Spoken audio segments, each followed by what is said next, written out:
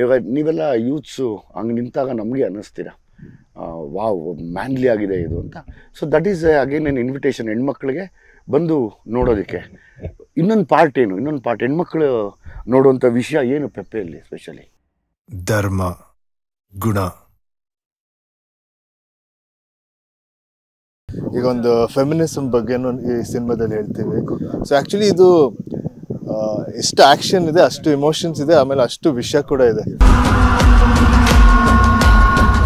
ಯಾಕಮ್ಮ ಹೀಗೆಲ್ಲ ಆಗ್ತಾ ಇದೆ? ಶಾಪ ಮಗಳೇ. ಹೆಣ್ಮಕ್ಳು ಮುಂದೆ ಬಂದು ನೋಡಬೇಕು, ಹೆಣ್ಮಕ್ಳಿಗೆ ಇಷ್ಟ ಆಗುವಂಥ ಮತ್ತು ಹೆಣ್ಮಕ್ಳ ಪರವಾಗಿ ತೆಗೆದಿರೋವಂಥ. ಈಗ ನಮ್ಮ ಭೀಮಾ ಆದಮೇಲೆ ಮತ್ತೊಂದು ಸಿನಿಮಾ ಅಂದರೆ ಅದು ಪೆಪ್ಪೆ ಅಂತ ಹೇಳ್ಬೋದು. ಜನಕ್ಕೆ ತೊಂದರೆ ಕೊಡಕ್ಕೆ ಬಂದರೆ ಪೆಪ್ಪೆನ ದಾಟ್ಕೊಂಡು ಹೋಗ್ಬೇಕು ಅಂತ. ನಾ ಇನ್ನೊಂದು ಕ್ವೆಶ್ಚನ್ ಅಪ್ಪ. ಓಕೆ, ಪೆಪ್ಪೆಯಲ್ಲಿ ಹೆಣ್ಮಕ್ಳಿಗೆ ವಿಶೇಷವಾಗಿ ಏನಿದೆ ನೋಡೋದಕ್ಕೆ? ಒಂದಂತೂ ಇದೆ, ನಿನ್ನನ್ನು ಆ ಲುಕ್ಕಲ್ಲಿ ನೋಡೋದು. ಅದಕ್ಕೆ ಸುಮಾರು ಜನ ಹೆಣ್ಮಕ್ಳು ಕಾಯ್ತಾ ಇದ್ದಾರೆ. ಅದು ಬಿಟ್ಟು ಅಂದರೆ ಇವಾಗ ನೀವೆಲ್ಲ ಯೂತ್ಸು ಹಂಗೆ ನಿಂತಾಗ ನಮಗೆ ಅನ್ನಿಸ್ತೀರಾ ವಾವ್ ಮ್ಯಾನ್ಲಿ ಆಗಿದೆ ಇದು ಅಂತ. So that is again N invitation ಹೆಣ್ಮಕ್ಳಿಗೆ ಬಂದು ನೋಡೋದಕ್ಕೆ. ಇನ್ನೊಂದು ಪಾರ್ಟ್ ಏನು, ಇನ್ನೊಂದು ಪಾರ್ಟ್ ಹೆಣ್ಮಕ್ಳು ನೋಡುವಂಥ ವಿಷಯ ಏನು ಪೆಪ್ಪೆಯಲ್ಲಿ ಸ್ಪೆಷಲಿ? ಇದು ಪರ್ಸ್ಪೆಕ್ಟಿವ್ ಇದೆ ಈ ಸಿನಿಮಾದಲ್ಲಿ. ಅಂದರೆ ತುಂಬ ಸ್ಟ್ರಾಂಗ್ ಕ್ಯಾರೆಕ್ಟರ್ಸ್ ಇದೆ. ಸೊ ಹೀರೋಯಿನ್ ಕ್ಯಾರೆಕ್ಟರು ಎಲ್ಲ ಕ್ಯಾರೆಕ್ಟರ್ಸ್ ಅವ್ರದ್ದೊಂದು ವಿಷಯ ಹೇಳುತ್ತೆ. ಅಂಡ್ ಅದೆಲ್ಲ ವಿಷಯಗಳು ಹೀರೋ ರಿಲೇಟೆಡ್ ಇರಲ್ಲ, ಅವ್ರದ್ದೇ ಆದ ಒಂದು ವಿಷಯ ಕೂಡ ಈ ಸಿನಿಮಾದಲ್ಲಿ ಹೇಳ್ತಾರೆ. ಈಗ ಒಂದು ಫೆಮಿನಿಸಮ್ ಬಗ್ಗೆನೂ ಈ ಸಿನಿಮಾದಲ್ಲಿ ಹೇಳ್ತೀವಿ. ಸೊ ಆ್ಯಕ್ಚುಲಿ ಇದು ಎಷ್ಟು ಆ್ಯಕ್ಷನ್ ಇದೆ, ಅಷ್ಟು ಇಮೋಷನ್ಸ್ ಇದೆ, ಆಮೇಲೆ ಅಷ್ಟು ವಿಷಯ ಕೂಡ ಇದೆ. ಯಾಕಂದರೆ ನಾನು ಕೇಳ್ಪಟ್ಟಿದ್ದು ಹೆಣ್ಮಕ್ಳಿಗೆ ಇಷ್ಟ ಆಗುವ ಥರ ಮತ್ತು ಹೆಣ್ಮಕ್ಳ ಪರವಾಗಿ ಒಂದಷ್ಟು ಸ್ಕ್ರಿಪ್ಟಲ್ಲಿ ಡಿಸೈನ್ ಆಗಿದೆ ಅಂತ ಕೇಳಿಸ್ಕೊಂಡೆ. ನನಗದು ಖುಷಿ ಅನ್ನಿಸ್ತು. ಸೊ ಹಂಗಾಗಿ ನೀನು ಆ ಹೆಣ್ಮಕ್ಳನ್ನ ಒಂದಷ್ಟು ವಿಷಯ ಇದೆ ಅಂತ you can invite them inside ಅಲ್ಲ, ಬೋಲ್ಡ್ಲಿ ಬನ್ನಿ ನೋಡಿ. 100% ಅವ್ರಿಗೂ ಅಂತಾನೆ ಕೆಲವು ವಿಷಯ ಇಟ್ಟಿದ್ದೀವಿ ನಾವು. ಅವ್ರಿಗೂ ಒಂದಷ್ಟು ಪಾಯಿಂಟ್ಸ್ ಗ್ಯಾರಂಟಿ ಸ್ಟ್ರೈಕ್ ಆಗುತ್ತೆ. ಅಂದರೆ ಅವ್ರ ಪರವಾಗಿ, ಅವ್ರ ಬಿಹಾಫ್, ಅವ್ರ ಪರ್ಸ್ಪೆಕ್ಟಿವ್ ಅಲ್ಲಿ, ಅವ್ರ ದೃಷ್ಟಿಕೋನದಲ್ಲಿ ಒಂದಷ್ಟು ವಿಷಯಗಳು ಹೇಳಿದ್ವಿ. ಸೊ ಇಲ್ಲಿ ಆಲ್ಮೋಸ್ಟ್ ಇಬ್ರು ಮೇನ್ ಫೀಮೇಲ್ ಕ್ಯಾರೆಕ್ಟರ್ಸ್ ಇದೆ. ಸೊ ಅವ್ರದ್ದು ಒಂದೊಂದು turning points of the story. ನಮ್ದು ಹೀರೋಯಿನ್ ಇರ್ಬೋದು ಕಾಜಲ್ ಕುಂಡರು, ಆಮೇಲೆ ಇನ್ನೊಬ್ರು ಆಂಟಾಗನಿಸ್ಟ್ ಮಾಡಿದ್ದಾರೆ ಇವರು ಮೇದಿನಿ ಅಂತ.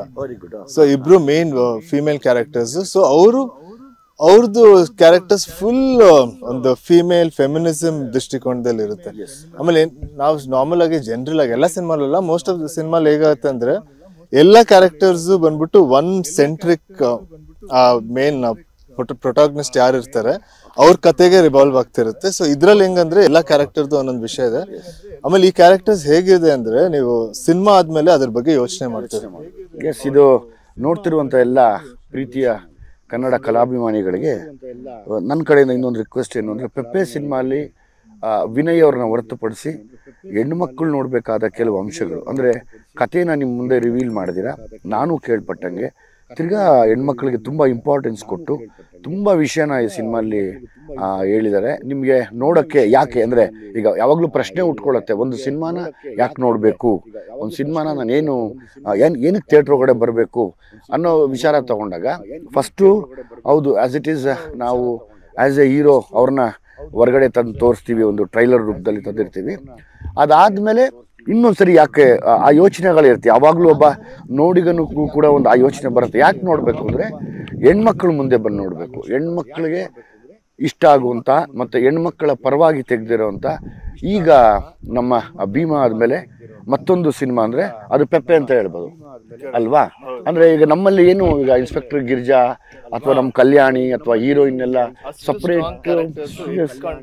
ಎಸ್, ಅದೇ ಥರ ಪೆಪ್ಪೆಲ್ಲೂ ಕೂಡ ಒಂದಷ್ಟು ಹೆಣ್ಮಕ್ಳ ಕ್ಯಾರೆಕ್ಟರ್ಸ್ನ ಇಟ್ಕೊಂಡು ಕಂಪ್ಲೀಟ್ ಕಥೆನ ಡಿಸೈನ್ ಮಾಡಿರೋದು.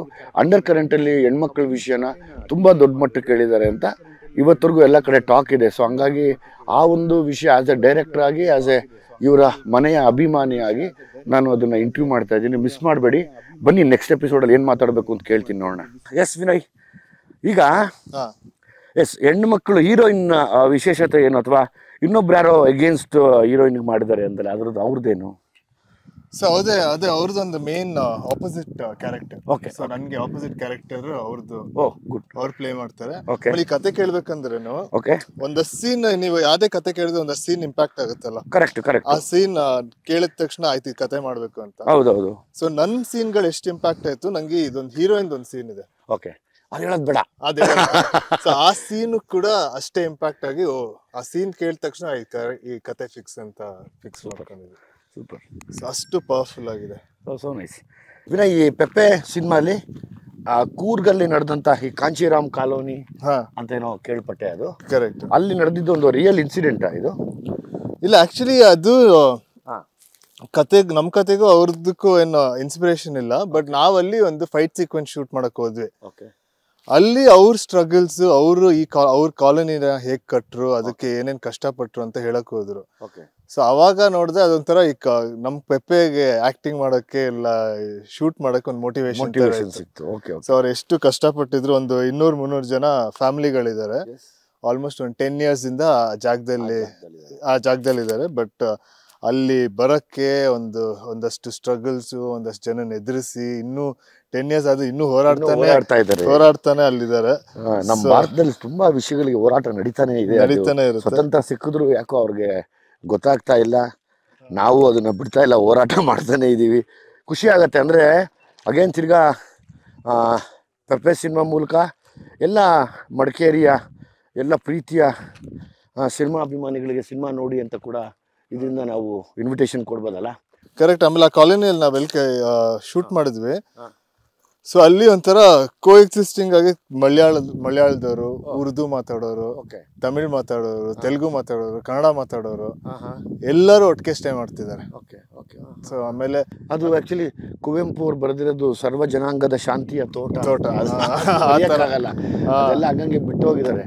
ಖುಷಿ ಅನ್ಸುತ್ತೆ. ಯಾಕೋ ಭೀಮಾ ಸಿನಿಮಾಗೆ ತುಂಬಾ ಹೋಲಿಕೆಗಳಾಗ್ತಾ ಇದೆ. ಕರೆಕ್ಟ್. ಸಾಕಷ್ಟು ವಿಷಯಗಳು, ಮೋಸ್ಟ್ಲಿ ಇಂಟೆನ್ಷನ್ಗಳು ಎಕ್ಸಾಕ್ಟ್ಲಿ ಒಂದು ಹೋರಾಟಕ್ಕೆ ನಿಂತಿರೋ ಒಂದು ಯುವ ಪೀಳಿಗೆ ಜೊತೆ ಒಂದು ಸಿನಿಮಾ ಆಗಿದೆ ಅಂತ ನನ್ನ ಏನೋ ಒಂದು ಜಡ್ಜ್ಮೆಂಟ್ ಅನ್ನಿಸ್ತಾ ಇದೆ. ಖುಷಿ ಅನ್ಸುತ್ತೆ. ಯಾಕಂದ್ರೆ ಇವತ್ತು ನಾವೇನು ಮಾಡಿದ್ದೀವಿ, ಸಿನಿಮಾನ ಎಲ್ಲ ಕಡೆ ತೊಗೊಂಡೋಗಿ ಎಲ್ಲ ಡಿಸ್ಟ್ರಿಕ್ಟಲ್ಲಿ ಮಾಡ್ತಾ ಇದ್ದೀವಿ. ಫಾರ್ ಎಕ್ಸಾಂಪಲ್ ಈಗ ಮಡಿಕೇರಿಗೆ ಹೋಗಿರೋದಿರ್ಬೋದು. ಮಡಿಕೇರಿಯಲ್ಲಿ ಯಾವಾಗಲೂ ನಾವು ಅವರು ಸಖತ್ತಾಗಿ ಆ ಡ್ಯಾನ್ಸ್ ಮಾಡೋದೇ ನೋಡ್ತಾ ಇರ್ತೀವಿ. ಅದಾದಮೇಲೆ ಮಡಿಕೇರಿ ಕಡೆ ಹೋದರೆ ಆಲ್ಮೋಸ್ಟ್ ಎಲ್ಲ ಜವಾನ್ಸ್ ಇದ್ದಾರೆ, ಅಲ್ಲಿ ಕ್ಯಾಪ್ಟನ್ಸ್ ಇದ್ದಾರೆ, ನಮ್ಮ ಇಂಡಿಯನ್ ಆರ್ಮಿಲಿ ಸೇವೆ ಮಾಡ್ತಿರೋಂಥ ದೊಡ್ಡ ಇವರಲ್ಲಿ ಆರ್ಮಿ ಸೋಲ್ಜರ್ಸ್ ಸಮೇತ ಅಪ್ ಟು ದ ಮಾರ್ಷಲ್ವರೆಗೂ ಇದ್ದಾರೆ. ಫಾರ್ ಎಕ್ಸಾಂಪಲ್ ಮಾರ್ಷಲ್ ಕಾರ್ಯಪ್ಪ ಕೂಡ ಅದೇ ಜಾಗದಿಂದ ಬಂದಿರೋರು. ನಾವು ಕೂರ್ಗೆ ಎಂಟ್ರಾಗ್ತಾನೆ ಅದನ್ನು ಕಾಣ್ತೀವಿ.